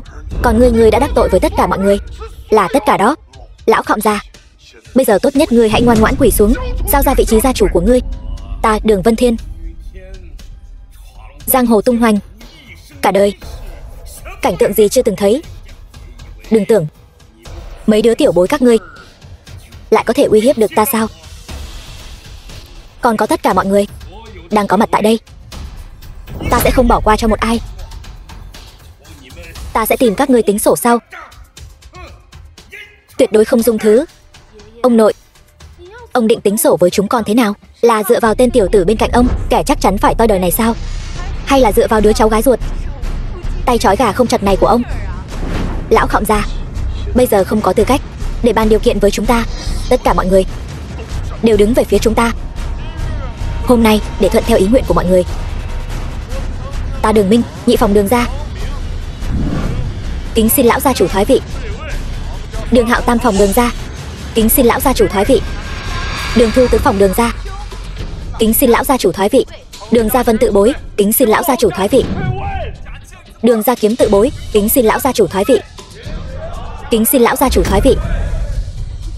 Ông nội khi nào đã bạc đãi những người các ngươi, giờ lại làm ra loại chuyện đại nghịch bất đạo như vậy? Lương tâm các ngươi còn không? Thành đại sự không câu nệ tiểu tiết. Đường Vũ San, tất cả những chuyện này đều là tại ngươi. Nếu không phải vì ngươi ngang ngược đi tranh giành với chúng ta cái gì mà vị trí gia chủ, thì ngươi cũng sẽ không rơi vào đường cùng như bây giờ. Nếu không phải vì ngươi, lão gia tử cũng sẽ không đứng ở phía đối lập với tất cả mọi người. Nếu không phải vì ngươi, tiểu tình lang của ngươi cũng sẽ không mất mạng. Chẳng lẽ ta thật sự sai rồi sao? Là ta hại tất cả mọi người sao? Những điều này đều là do đám người này tự tìm lý do cho mình thôi. Ngươi không sai, lão gia tử cũng không sai. Nếu các ngươi vẫn còn chấp mê bất ngộ, vậy thì đừng trách chúng ta tâm ngoan thủ lạt, dùng vũ lực đoạt lấy vị trí gia chủ. Có ta Diệp Hiền ở đây, ngươi thử động vào xem. Diệp Hiền, giờ ngươi còn mạnh miệng sao? Ta biết ngươi rất giỏi đánh đấm, nhưng vậy thì sao? Có thể thay đổi được cục diện bây giờ sao? Nếu ngươi có thể giúp ta trừ khử Đường Vũ San và Đường Vân Thiên, hôm nay ta vẫn có thể đưa giải dược cho ngươi. Bây giờ trên đời này chỉ còn một lọ thôi. Giải dược cứ giữ lại mà tự uống đi. Không, chỉ cần các ngươi đưa giải dược cho ta, gia chủ lạnh này ta sẽ đưa cho các ngươi.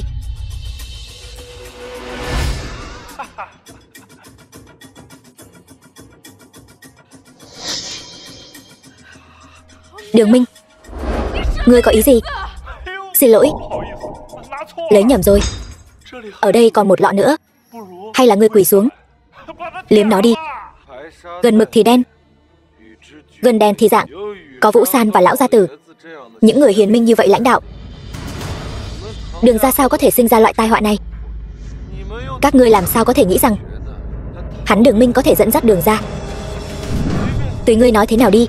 Bây giờ ngươi sắp phải trúng độc mà mất mạng. Còn 5 giây nữa. Cảm giác chờ mất mạng thế nào? 5 4 3 2 1. Rồi sao nữa? Sao ngươi chưa mất mạng?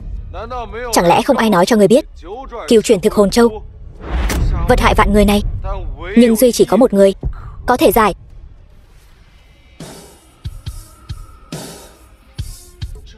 Đây là tứ phương thanh tâm quyết. Đây là bí thuật thành danh của Chiến Tôn đại nhân. Người rốt cuộc là ai? Đến nước này mà vẫn chưa hiểu sao? Ta chính là Chiến Tôn. Trong miệng các ngươi chỉ là các ngươi không có đầu óc. Dăm ba câu đã bị người ta xúi giục làm súng ống. Không, điều này không thể nào. Vị đại nhân kia từng nói Chiến Tôn đại nhân đang trấn giữ biên cương, không thể nào xuất hiện ở Vân Thành. Người nhất định là đã lén học bí thuật của Chiến Tôn đại nhân. Ta sẽ phái người bắt người lại ngay bây giờ. Người chấp mê bất ngộ, ta thấy kẻ chấp mê bất ngộ chính là các ngươi. Tránh ra. Đến nước này còn dám mạo danh Chiến Tôn, hồ giả hổ uy, hoành hành ngang ngược. Một con cá chạch quẫy trên cạn cũng dám xưng mình là Cửu Thiên Chân Long. Đường chủ đại nhân, ý ngài là hắn ta là giả, nhưng hắn ta biết tứ phương thanh tâm quyết mà. Nếu không có chút bản lĩnh, sao dám mạo danh Chiến Tôn đại nhân, hoành hành ngang ngược chứ? Thân phận của ta cần ngươi nghi ngờ nữa sao? Ngươi im miệng. Biểu ca của ta là một trong thất thập nhị đường chủ, hắn đã vô số lần gặp Chiến Tôn đại nhân. Thân phận của ngươi liếc mắt một cái là có thể nhận ra. Đúng vậy, hôm nay ta sẽ bắt ngươi quy án, đưa đến Chiến Tôn điện, cũng coi như là một công lớn. Diệp Hiên, ta khuyên ngươi ngoan ngoãn chịu trói, miễn phải chịu đau đớn về thể xác. Ta nói các ngươi từng người một, tại sao dám tạo phản? Thì ra là có người chống lưng. Bọn ta rõ ràng là giúp Đường gia quét sạch nội loạn, đoàn kết nhất trí. Đừng nói khó nghe như vậy. Ngươi vừa nói ngươi đã gặp Chiến Tôn. Đúng vậy, ta ở Chiến Tôn điện, thân phận cao, nắm giữ vị trí then chốt. Chiến Tôn đại nhân chắc chắn không thể tránh khỏi để ta làm việc cho hắn. Đương nhiên gặp không ít lần. Vô lễ, ngươi la lối om sòm cái gì? Trong Chiến Tôn điện, canh phòng nghiêm ngặt, ngay cả thuộc hạ của ta, tam đại chiến tướng, muốn gặp ta cũng phải xin phép, trừ phi ta có việc triệu tập. Nếu không, ngươi một đường chủ làm sao có thể gặp được ta? Sao hắn ta lại biết rõ như vậy? Sao không nói nữa? Thật không biết loại người như ngươi làm thế nào mà ngồi được vào chức đường chủ. Kẻ đề bạt ngươi thật là mù mắt rồi. Ngươi nói bậy bạ gì đó?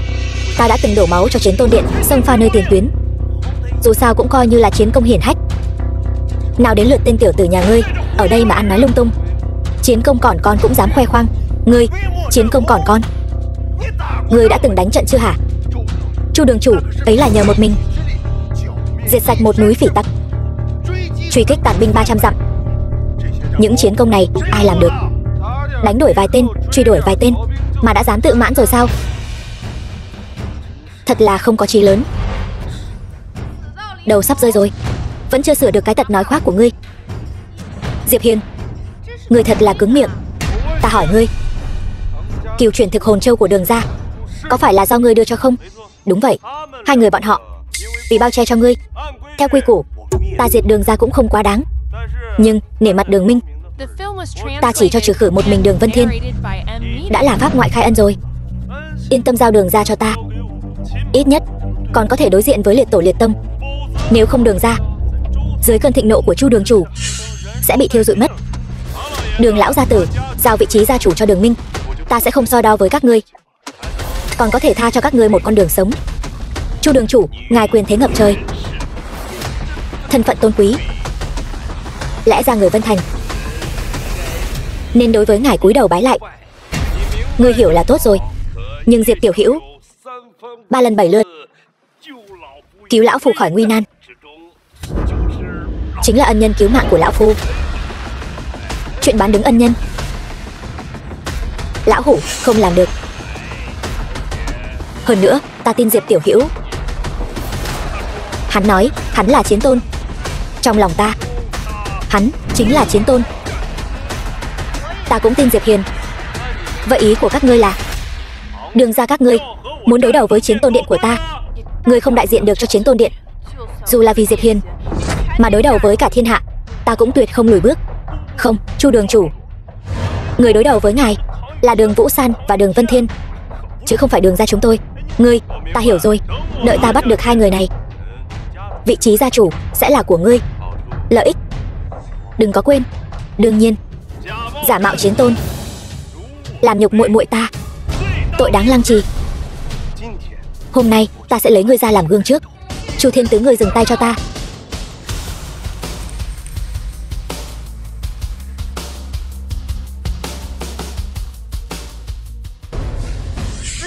Là ngươi.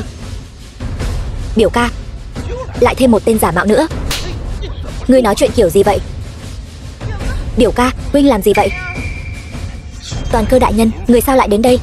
Vừa đúng lúc, ta vừa tóm được một tên giả mạo làm Chiến Tôn đại nhân, ta đang định bắt hắn. Chu Thiên Tứ, người mượn chức vụ của mình, lạm quyền mưu tư, toàn tính thôn tính Đường gia, tàn hại bá tánh vô tội, biết pháp phạm pháp. Ngươi có nhận tội không? Toàn Cơ đại nhân, tôi không có sai. Tất cả những gì tôi làm đều là vì muốn bắt tên phế vật tác quái này. Phế vật? Đúng vậy, chính là tên phế vật này.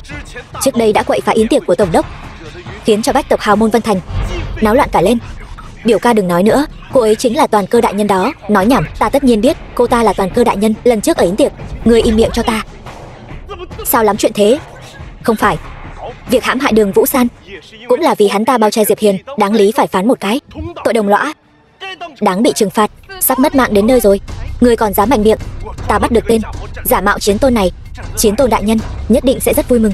Đây là một đại công. Hơn nữa, Cho dù ta có tội, Toàn Cơ đại nhân cũng nên để Chiến Tôn đại nhân tự mình xét xử chứ. Người làm vậy là vượt quyền, định tội cho ta, không thích hợp đâu. Thuộc hạ Toàn Cơ tham kiến tôn thượng. Tham kiến tôn thượng. Toàn Cơ đại nhân, sao người lại quỳ xuống cho hắn? Khắp thiên hạ này chỉ có một người khiến ta quỳ. Người đoán là ai? Hắn thật sự là Chiến Tôn đại nhân sao? Biểu ca, lần trước ở buổi tiệc chính là Toàn Cơ này đã xuất hiện cùng Diệp Hiền. Cái gì? Sao người không nói với ta sớm hơn? Bọn ta muốn nói, nhưng huynh cũng đâu cho cơ hội. Toi đời rồi. Lần này thật sự tiêu rồi. Đường lão gia tử, ta mượn thọ yến của ngài để thanh lý rác thải của Chiến Tôn điện. Ngài không phiền chứ? Diệp tiểu hữu, cứ tự nhiên. Chiến Tôn đại nhân tha mạng. Tôi đều bị bọn chúng mê hoặc, cho nên mới dám làm ra chuyện này. Chiến Tôn đại nhân, xin người niệm tình. Tôi từng vì Chiến Tôn điện đổ máu, xin người tha cho tôi một mạng. Biểu ca, là huynh nói Chiến Tôn đại nhân là giả mà. Người im miệng cho ta.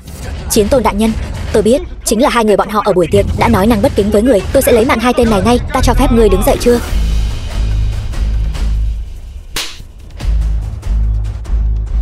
Là ngươi nói ta mạo danh Chiến Tôn? Không dám. Là ngươi muốn lăng trì ta tế trời. Thuộc hạ biết tội. Chu Đại Suyết lấy mạng bà chủ của ta, ngươi muốn ra mặt thay cô ta? Chiến Tôn đại nhân tha mạng.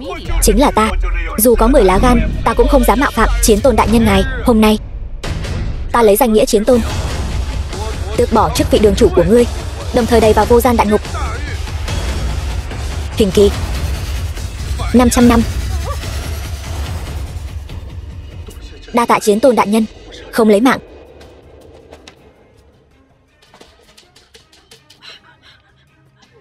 Chiến Tôn đại nhân, xin ngài cũng tha cho ta một mạng. Đều tại ta có mắt như mù. Chỉ cần ngài chịu tha cho ta, ngài bảo ta làm gì ta cũng nguyện ý. Bản tính lẳng lơ ngỏm cũng không sửa đổi. Chiến Tôn đại nhân, ta sai rồi. Ta về sau nhất định sẽ an phận thủ thường, ngoan ngoãn. An phận thủ thường, ngoan ngoãn. Thật sự là vậy. Kiếp trước của ta đã mất thảm dưới tay ngươi. Kiếp trước nào? Không liên quan đến ta. Chiến Tôn đại nhân, cô ta vu oan giá họa cho tôi. Vũ San muốn làm thế nào thì làm thế nấy. Hai người này giao cho ngươi xử lý. Chu Di tam tộc ngàn đao phanh thây mới có thể nguôi giận trong lòng ta. Đừng, Vũ San, van xin ngươi đừng mà. Đem đi. Chiến Tôn đại nhân. Vũ San, đừng mà. Đừng làm vậy. Chiến Tôn đại nhân cứu mạng, suýt nữa thì quên các ngươi. Chiến Tôn đại nhân, tôi biết lỗi rồi. Tôi đều là nghe theo lời gièm pha của Chu đường chủ. Đây đều là hiểu lầm. Biểu muội, xem như chúng ta đều là người Đường gia, ngươi tha cho ta đi.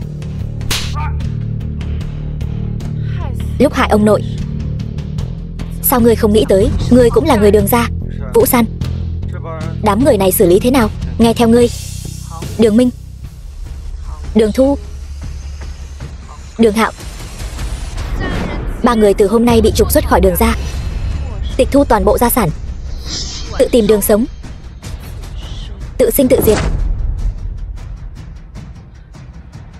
Còn các ngươi, bất luận giữ chức vụ gì ở tập đoàn Đường thị, đều bị cách chức, bị giam 3 tháng. Suy nghĩ về tội lỗi của mình, còn tái phạm thì không thể tha thứ. Nghe rõ chưa? Cản tạ Đường tiểu thư không lấy mạng. Cút đi.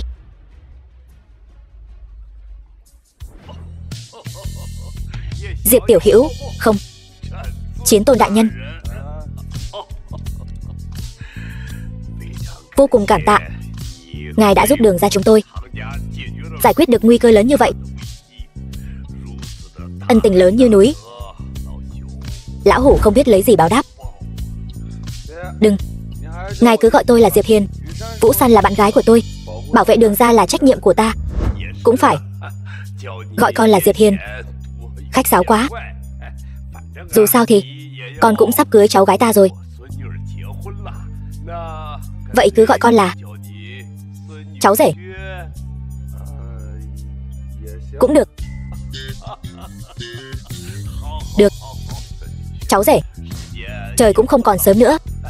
Hay là hôm nay cứ ở lại nhà ta nghỉ ngơi cho khỏe, để lão phu thể hiện một chút lòng hiếu khách. Được. Đi thôi. Đi đi.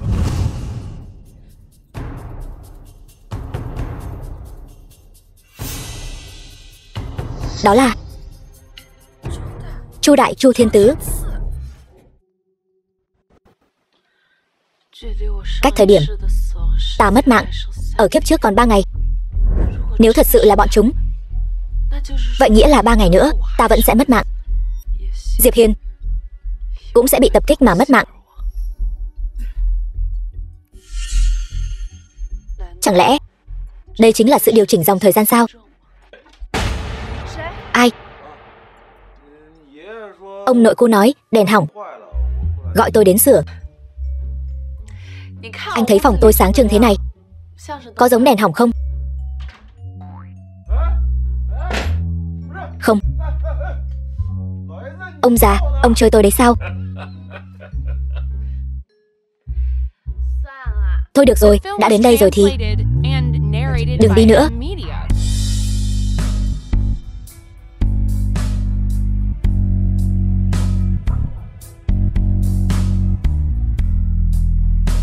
Hay là tối nay cứ trao thân cho Diệp Hiền đi. Như vậy, cho dù ta có rời xa chàng, ta cũng không có hối tiếc nào. Rời xa? Sao nàng lại muốn rời xa ta?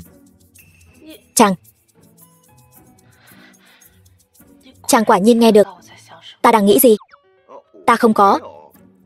Vừa rồi nàng quá chủ động, ta hơi sợ. Nàng nghỉ sớm đi, ta đi trước, ngủ ngon. Quay lại.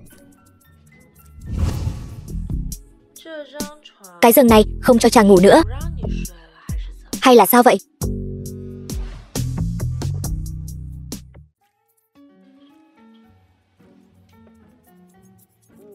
Anh vẫn chưa ngủ sao? Hơi mất ngủ. Vậy thì đừng ngủ nữa. Diệp Hiền, Vũ San, tin tốt đây. Ra ra, sao ông vào không gõ cửa vậy? Xin lỗi. Tin tốt đây. Tin tốt đây. Đường ra chúng ta lần này có thể tham gia thăng cấp trấn quốc thế gia rồi. Người ta đã gửi thiệp mời đến rồi. Thiệp mời? Thật hay giả vậy? Tất nhiên là thật rồi. Trăm họ thế gia đều nhận được thông báo rồi. Diệp Hiền, mau dậy đi. Đi với ta. Nhanh lên. Không phải chỉ là đại hội thăng cấp thế gia thôi sao? Có cần phải kích động vậy không? Bớt nói nhảm, mau đi thay đồ. Dù sao cũng là bạn trai ta, sao lại không quan tâm đến sự nghiệp gia tộc ta như vậy? Đó là trấn quốc thế gia đó. Không phải ta không quan tâm, ta chỉ là không quan tâm đến mấy chuyện thế tục, không hứng thú thôi. Người quả nhiên nghe được tiếng lòng của ta, có phải không? Rốt cuộc định giấu ta đến khi nào? Tiếng lòng? Tiếng lòng gì chứ? Các ngươi đang nói gì vậy? Lộn xộn hết cả. Ta vừa mới tỉnh ngủ, nói bậy. Ta cũng không biết Vũ San nói gì. Đúng rồi, Vũ San, ngươi xem thử, đại hội thăng cấp là khi nào? Chúng ta còn phải chuẩn bị trước. Ngươi căn bản không hiểu. Ngươi là chiến tôn, còn ta chỉ là một gia chủ tiểu gia tộc. Nếu đến lúc đó cả thiên hạ đều biết chúng ta kết hôn, sẽ nhìn ta thế nào? Bất quá, nếu có thể tấn thăng thành ngũ đại thế gia, ta mới xứng với ngươi. Ai dám nói xấu vợ chiến tôn? Chán sống rồi.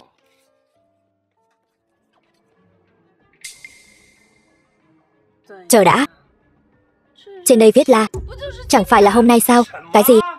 Ra ra, ông chuẩn bị xe đi, không kịp nữa rồi. Đi nhanh, mau dậy.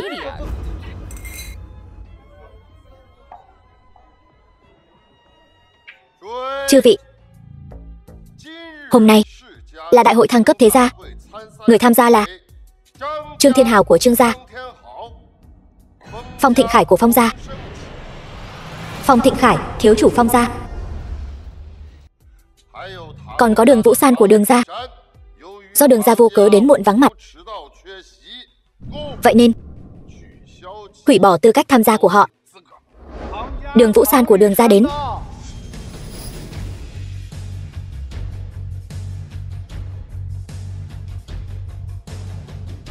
Đại hội thăng tiến trấn quốc thế gia.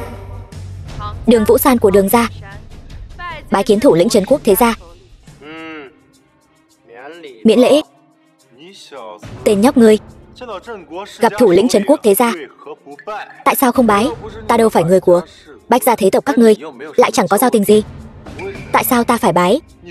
Ngươi sống trong thế tục thì phải làm theo quy củ. Được lắm, còn ngông nghênh lắm.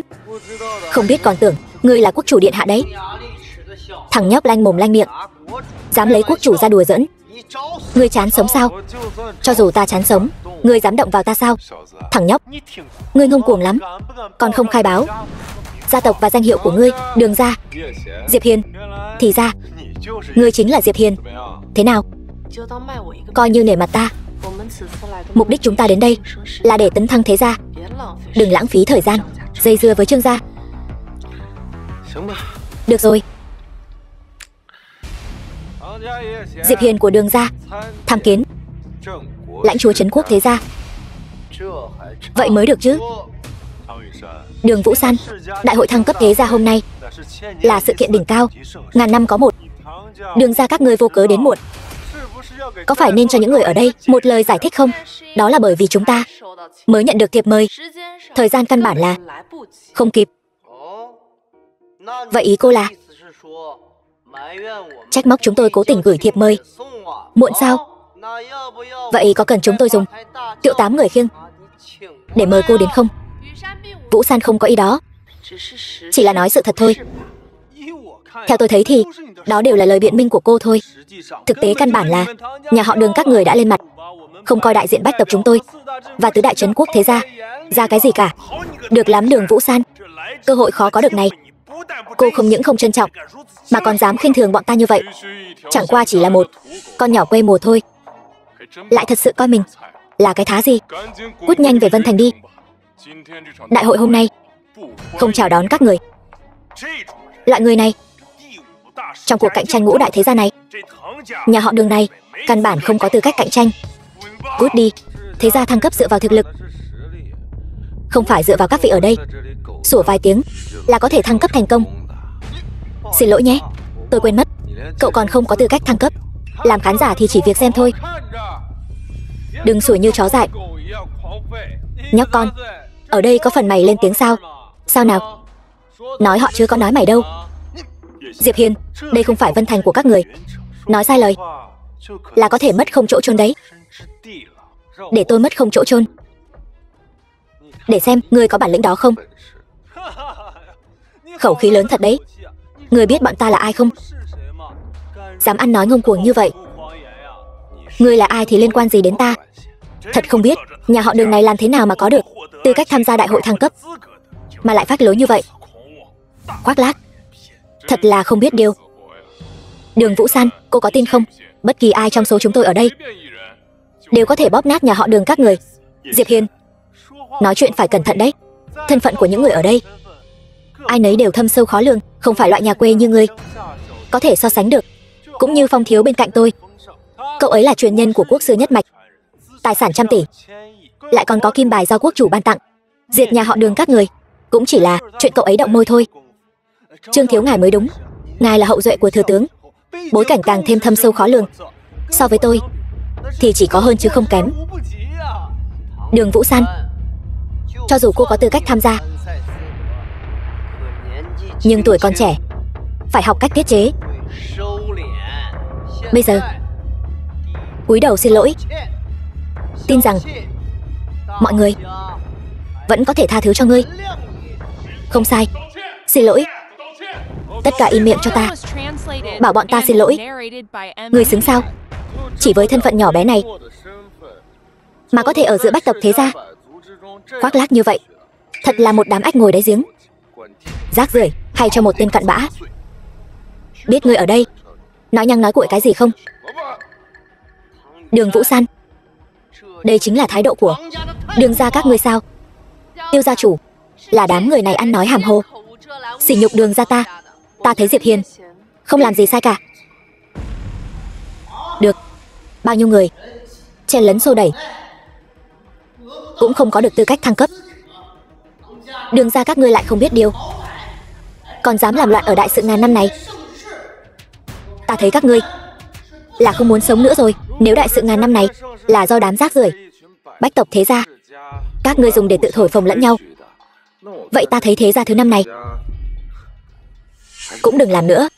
Đồ nhà quê không biết quy củ, mau cút ra ngoài cho ta. Chúng ta không hoan nghênh loại thế gia hạng hai như các ngươi.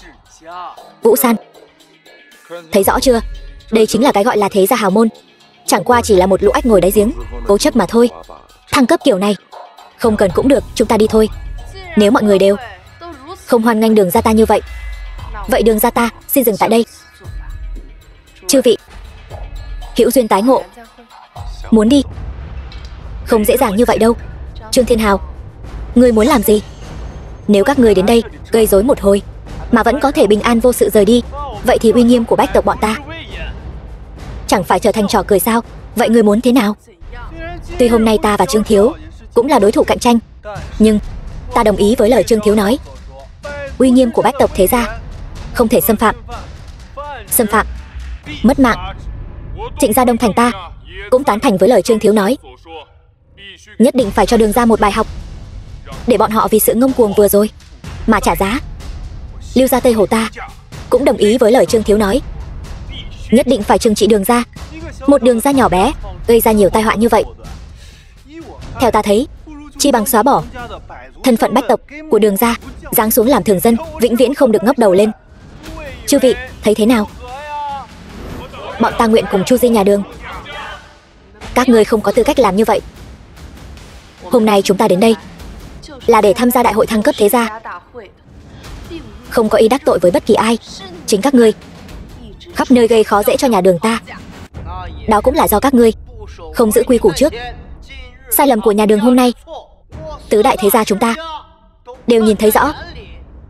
Cho dù ngươi có giảo biện thế nào cũng chẳng có tác dụng gì.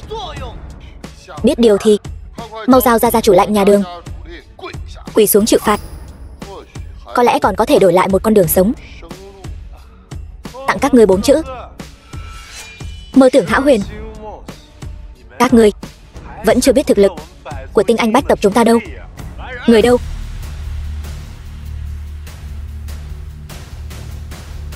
Trấn áp Đường gia. Ta Trương Thiên Hào nhà họ Trương, lấy máu làm mực, lập huyết thư. Đường Vũ San, Diệp Hiền nhà họ Đường, khinh thị đại biểu bách tộc đại hạ, coi thường long uy của trấn quốc thế gia, vậy nên phế bỏ vị trí bách tộc, đọa làm thường dân, vĩnh viễn trấn áp. Hay Trương Thiếu quả nhiên bá khí, nhà họ Phong ta tự nhiên không thể kém cạnh. Phong Thịnh Khải nhà họ Phong ký huyết thư, nguyện cùng nhà họ Trương vĩnh viễn trấn áp nhà họ Đường. Chư vị, bách tộc các tỉnh tự cổ chí kim, nhất vinh câu vinh, nhất tổn câu tổn. Hôm nay nhà họ Đường ăn nói ngạo mạn, coi thường chúng ta, chắc chắn phải liên thủ trấn áp, để nhà họ Đường vĩnh viễn không thể ngóc đầu lên được. Trương Thiếu nói đúng, huyết thư này tính thêm ta vào. Nhà họ Đường ngạo mạn vô lễ, làm nhục bách tộc, tính thêm ta vào. Hôm nay định đứng về phía đối lập với bách tộc của thế gia đại hạ sao? Vũ San, đại hội thăng cấp thế gia hôm nay e rằng là một cái bẫy của Trương Thiên Hào. Khó trách thiệp mời của chúng ta lại được gửi đến muộn như vậy, là bọn chúng cố ý gây khó dễ cho chúng ta. Yên tâm đi, binh đến tướng chặn, nước đến đất ngăn, bất kể chúng dùng thủ đoạn gì, chỉ cần có ta ở đây, không thể nào lai chuyển nhà họ Đường một chút nào. Đường Vũ San, huyết thư trấn áp bách tộc liên danh, nhà họ Đường các ngươi e rằng sắp biến mất khỏi hàng ngũ hào môn đại hạ rồi. Đây đều là do các ngươi tự chuốc lấy. Biến mất? Ngươi chưa có thực lực đó đâu. Giả vờ giả vịt. Ta thấy ngươi căn bản là không hiểu hàm lượng của tờ huyết thư này. Tên này nói không chừng chỉ là một tên thuộc hạ của nhà họ Đường, căn bản không biết nhà họ Đường hiện đang phải đối mặt với nguy cơ gì. Vậy sao? Thế nhưng sao ta lại cảm thấy ta chỉ cần vung tay lên là có thể giải quyết một chuyện nhỏ nhặt này? Ngươi, mặc dù mấy người bọn ta không thể sánh bằng một đầu ngón tay mấy đại thế gia trấn quốc, nhưng chúng tôi cũng có thể đại diện cho cả tòa nhà này, trăm tộc đỉnh cấp của các tỉnh. Nói cách khác, nhà họ Đường các người là đang đối đầu với tất cả chúng tôi, các thế gia đỉnh cấp. E rằng ngay cả điều này ngươi cũng không hiểu sao? Vậy sao? Nhưng mà kiến có nhiều đến đâu cũng không cắn được con cự long. Bay trên trời, đống phế vật chất thành núi cũng chỉ là rác rưởi. Ngươi nói cái gì? Tin hay không, bây giờ ta sẽ lấy mạng ngươi, Phong thiếu. Cần gì phải chấp nhặt với loại hạ đẳng này chứ? Điều chúng ta cần làm bây giờ chính là để bọn họ trơ mắt nhìn nhà họ Đường diệt vong, nếm trải sự tuyệt vọng. Người hãy nhớ kỹ, từ khi bọn ta ký vào huyết thư, khoảnh khắc đó, mối quan hệ của tất cả bọn ta, bối cảnh thế lực đồng loạt ra tay, bắt đầu tiêu diệt nhà họ Đường các ngươi. Đáng tiếc, cái gọi là tất cả quan hệ và bối cảnh của các ngươi cộng lại cũng không thể lay chuyển nhà họ Đường một chút nào. Vậy thì chúng ta cứ chờ xem, không quá 3 ngày, nhà họ Đường nhất định diệt vong. Hai lão già, các ngươi cứ luôn miệng nói đại hội thăng cấp thế gia này là sự kiện ngàn năm có một, lại bị kẻ có tâm quấy rối, làm cho giống như trò trẻ con vậy. Có quản hay không? Người tên hạ nhân của nhà họ Đường này dám nói chuyện với ta như vậy, chán sống sao? Nay đắc tội với đại hạ, đại diện trăm tộc trên dưới, đó là nhà họ Đường các ngươi tự chuốc lấy. Tại sao chúng ta phải quản? Ngươi vừa rồi không phải còn khoác lác khá lắm sao? Hay cho câu tự chuốc lấy? Được, nếu đã như vậy, vậy ta Diệp Hiền hôm nay sẽ thay các ngươi dạy dỗ một phen. Đừng có mặt dày nữa, chỉ bằng ngươi còn kém xa lắm. Có bản lĩnh gì cứ việc thi triển ra, ta sẽ cho ngươi biết thế nào là tuyệt vọng. Nhà họ Đường bây giờ chính là một cục than nóng phỏng tay. Đại hạ ai dám đứng về phía các ngươi, đó chính là tự tìm đường cụt. Bỏ cuộc đi, không ai có thể giúp các ngươi đâu. Vậy các ngươi đánh giá bản thân cao quá rồi đấy. Cái các ngươi gọi là đại diện trăm hào thế gia, bên ngoài trông thì oai phong lẫm liệt, thực chất lại như hổ giấy. Đối phó với các ngươi, ta có cả vạn cách. Không cần 3 ngày,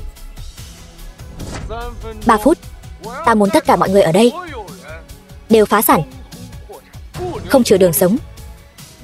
Ta không nghe nhầm chứ? Hắn ta lại nói muốn cho tất cả mọi người ở đây đều phá sản. Thằng nhóc này e là điên rồi sao? Khiến tất cả mọi người phá sản trong 3 phút. Ngươi đừng có nằm mơ giữa ban ngày. Ta thấy cái này của ngươi không phải là kế hoạch, mà là trò hề. Đừng có phí thời gian vào cái tên này nữa. Mau gọi điện cho bệnh viện tâm thần, đem tên thần kinh này đi. Cho dù là trấn quốc thế gia chúng ta liên thủ, muốn một câu nói khiến nhiều người ở đây như vậy phá sản toàn bộ, cũng phải tốn chút thời gian. Chỉ bằng ngươi,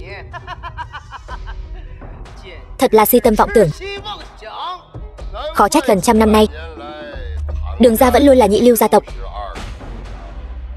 Cái tên không biết điều này, cuồng vọng tự đại, hôm nay phải diệt trừ. Đừng vội, 3 phút sắp hết rồi, chúng ta hãy chờ xem. Chư vị, ta thấy vẫn là đừng nên phí thời gian vào tên thần kinh này nữa, cứ trực tiếp lấy mạng hắn là được rồi. Vừa hay để tế huyết thư lên danh bách tộc của ta. Đề nghị này hay đấy, trấn áp Đường gia. Trước tiên bắt đầu từ tên này đi, ta xem ai dám. Bây giờ mới nghĩ đến bảo vệ tên này sao? Muộn rồi, Đường gia các ngươi không bao che được đâu. 3 phút đến rồi. Chẳng lẽ tên tiểu tử này thật sự có thể làm được? Tuyệt đối không thể. Đúng là chưa từng nghe thấy bao giờ. Theo ta được biết, người có năng lực này ở đại hạ chỉ đếm được trên một bàn tay. Ngươi nói cái gì? Trương gia hiện tại bị cô lập, đang trên bờ vực phá sản rồi. Bọn họ làm sao vậy? Cái gì? Ngươi là nói khách hàng lớn nhất của Phong gia chúng ta muốn đoạn tuyệt quan hệ với chúng ta và vĩnh viễn không hợp tác nữa? Chẳng lẽ đây mới là thực lực chân chính của Chiến Tôn Điện?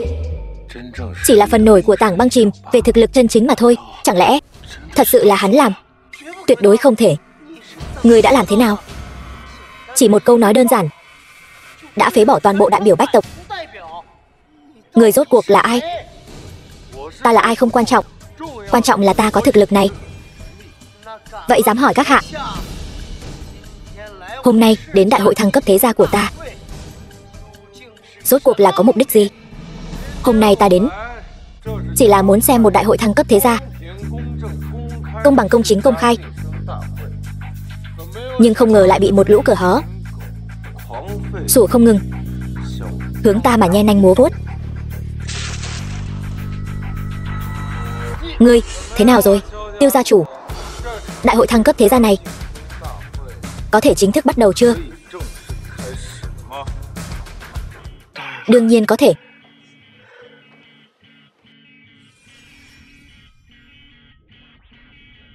Vậy thì bắt đầu đi. Nhưng Diệp tiên sinh, nếu ngài cũng là đại diện của Đường gia, đại hội thăng cấp này e rằng không cần phải so sánh nữa. Dù sao, những người này đều kém xa ngài.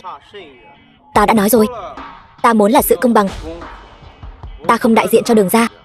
Các ngươi cứ theo quy tắc của các ngươi mà làm. Thắng thua chúng ta nhận. Được.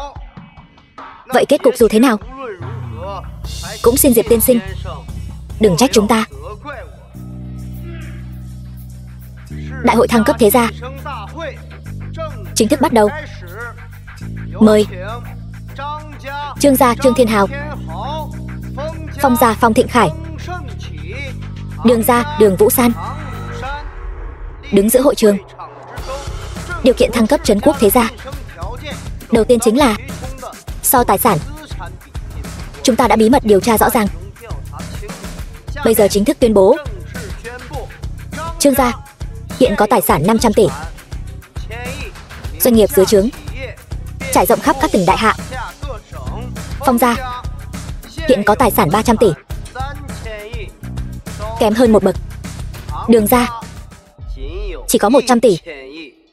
Đường tiểu thư, xem ra cô với chúng ta vẫn còn chút chênh lệch. Cuộc so tài này xem ra Trương thiếu gia đã thắng chắc rồi. Chúc mừng. Nếu không có dị nghị gì khác, vậy ta tuyên bố phần so tài sản Trương gia. Khoan đã, Diệp tiên sinh, chẳng phải lúc nãy ngài nói muốn so tài công bằng công chính sao? Ngài là nhân vật lớn như vậy, sẽ không muốn nuốt lời chứ? Ngươi nghe thấy từ tai nào ta nói nuốt lời? Phải đó, Diệp tiên sinh, việc này không hợp quy củ. Trăm tộc thiên hạ đều đang nhìn đấy. Ta chỉ muốn nói, cái cuộc điều tra của các ngươi có chút không được chặt chẽ. Trăm tộc thế gia này có bất kỳ động tĩnh gì đều không thể thoát khỏi pháp nhãn của trấn quốc thế gia ta. Chỉ chút chuyện nhỏ này chúng ta không đến nỗi không điều tra rõ ràng. Bảng xếp hạng này tuyệt đối chân thực. Diệp tiên sinh cứ việc điều tra. Nhưng theo ta được biết, tài sản của Đường gia hiện tại ít nhất vạn tỷ. Với quy mô và thực lực hiện tại của Đường gia, có thể có tài sản trăm tỷ đã là rất khó khăn rồi. Im miệng, đến lượt ngươi lên tiếng sao? Ta ở Đường gia lâu như vậy, ta rõ nhất. Ta chẳng phải vì danh tiếng của Diệp tiên sinh mà suy nghĩ sao? Nếu không thì để Đường tiểu thư đưa bằng chứng tài sản vạn tỷ ra đây. Đường gia thật sự có. Khi nào ta có tài sản vạn tỷ trong túi cô đó? Mở ra xem đi. Sức nặng của tấm thẻ đen này chắc hẳn các vị ở đây đều rõ trong lòng rồi chứ. Đây là thẻ đen tối thượng. Sao Đường gia lại có thẻ đen tối thượng? Nghe nói chỉ người có thân giá vạn tỷ mới có thể sở hữu tấm thẻ đen tối thượng này. Bây giờ tài lực của Đường gia chắc hẳn ở trên các vị rồi chứ. Việc phát hành thẻ đen lớn như vậy, những người như chúng ta sao chẳng có tin tức gì cả? Bởi vì ngươi không đủ tư cách. Tiêu gia ta là đứng đầu tứ đại thế gia, ít nhiều cũng có chút quan hệ.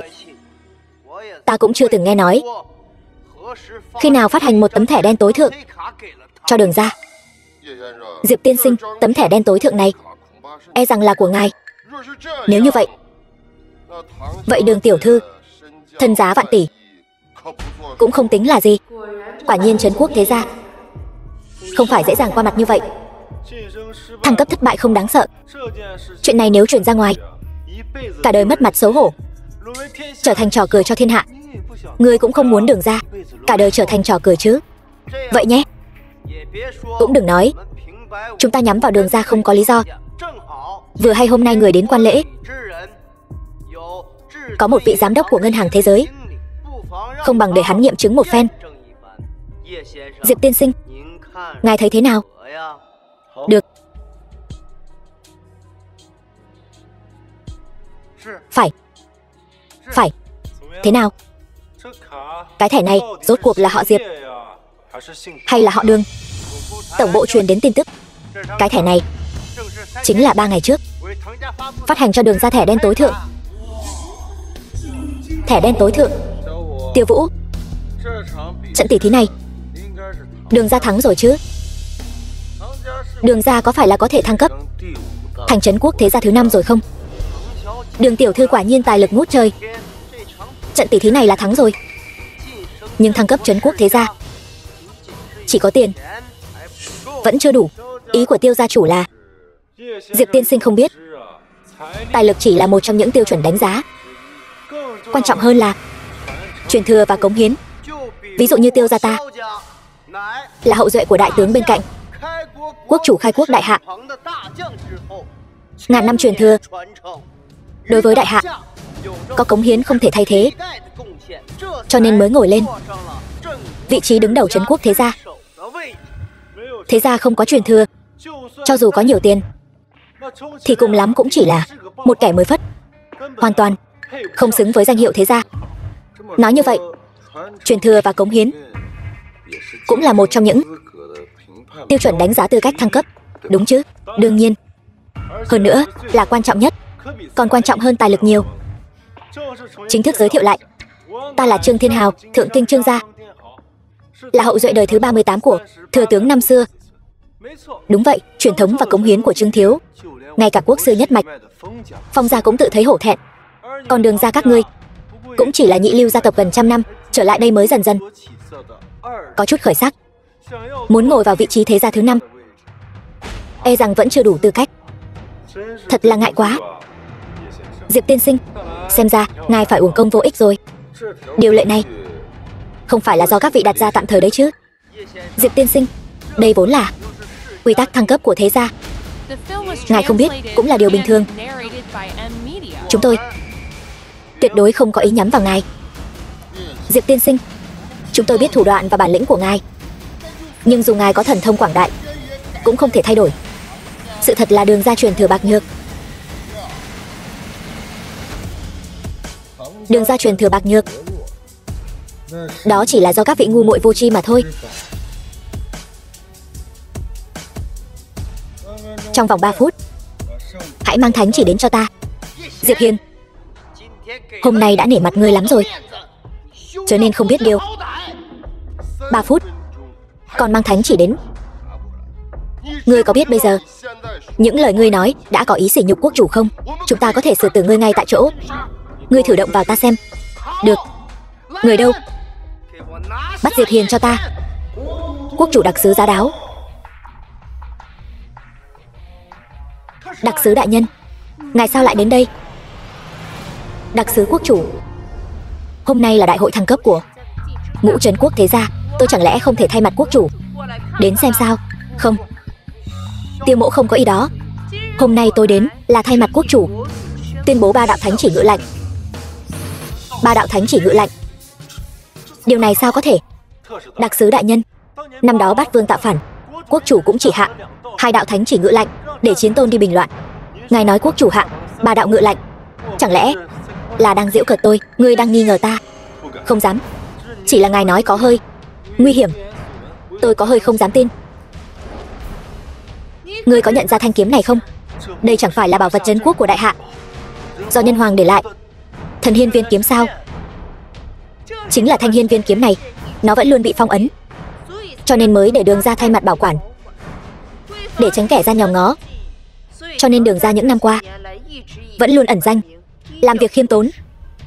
Hiện giờ Đường gia đã giải được phong ấn của Hiên viên kiếm, thần khí trấn quốc tái hiện nhân gian, lại dâng tặng cho hoàng thất đại hạ, công đức vô lượng. Sao có thể như vậy được? Đường gia sao có thể có tầng quan hệ này chứ? Trương thiếu chẳng lẽ cho rằng Thanh Hiên viên kiếm này là giả? Quốc chủ ngự lệnh tại đây. Đường gia Đường Vũ San tiến lên nghe lệnh. Đường gia bảo vệ hiên viên kiếm có công. Hôm nay thân phận của Đường gia Thiên Niên hộ kiếm có thể công khai. Ta hỏi các ngươi, truyền thừa và cống hiến này cùng với cái trong miệng các ngươi, Đường gia rốt cuộc đã đủ tư cách chưa? Đương nhiên đủ tư cách. Đường gia bảo hộ trấn quốc thần khí gần 1000 năm, phần công lao kế thừa này ngay cả bọn ta cũng tự thấy hổ thẹn.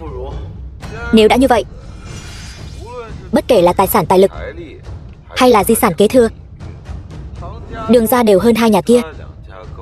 Vậy thì vị trí thế gia thứ 5 này, Đường gia hẳn là ngồi vững rồi chứ? Đương nhiên có thể. Từ hôm nay trở đi, Đường gia chính là trong đại hạ, thế gia trấn quốc thứ 5, ngang hàng với bọn ta, cùng nhau quản lý trăm họ thiên hạ. Đường tiểu thư, non cao đường xa, về sau cô nhất định phải cẩn thận hành sự, đừng để ta bắt được điểm yếu gì. Đặc sứ đại nhân, nếu đã như vậy, đại hội thăng cấp hôm nay cũng đến đây là kết thúc. Bọn ta xin phép cáo từ trước. Ai cho các ngươi đi? Quốc chủ ngự lệnh có 3 đạo, ta vừa rồi chỉ công bố 1 đạo, bây giờ ta sẽ công bố đạo thứ 2. Đặc sứ đại nhân, còn có chuyện gì sao? Tứ đại trấn quốc thế gia, Tiêu gia Tiêu Vũ, Mạnh gia Mạnh Đức Minh, cùng với một trong trăm họ thượng kinh, Trương gia Trương Thiên Hào, bước lên nghe lệnh. Tứ đại trấn quốc thế gia quản lý trăm họ không chu toàn, coi trời bằng vung, kết bè kết phái, khiến trấn quốc thế gia rối ren như nồi cám. Hôm nay liền phế trừ vị trí thế gia, tịch thu gia sản Chu Di tam tộc, đuổi ra khỏi đại hạ. Đặc sứ đại nhân, chuyện này sao có thể như vậy được? Nhất định là có kẻ gian hãm hại bọn ta. Xin quốc chủ minh xét. Hãm hại? Ngươi uy hiếp các gia tộc khác chỉ để bảo vệ con nuôi của ngươi.